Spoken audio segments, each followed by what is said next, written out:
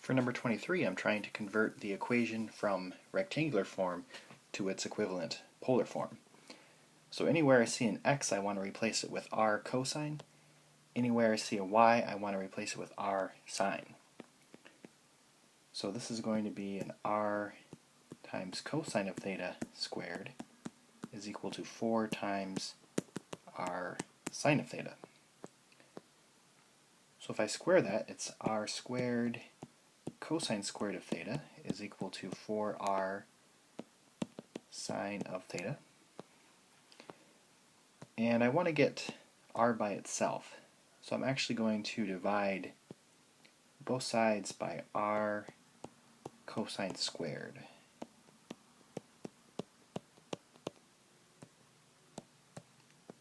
And that's going to get me r is equal to 4r sine theta over r cosine squared of theta.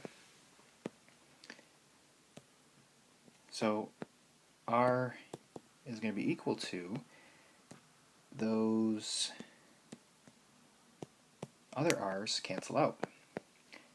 So this is 4 sine of theta over cosine squared of theta.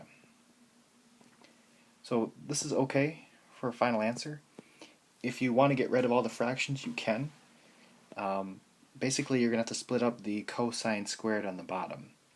And it'll be r is equal to 4 times sine of theta over cosine of theta times 1 over cosine of theta. And then this sine over cosine is going to become a tangent. This 1 over cosine is going to become a secant. So r is equal to 4 tangent of theta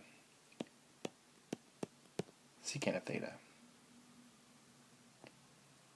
So both of these forms are correct. They're both equivalent polar forms for this rectangular form.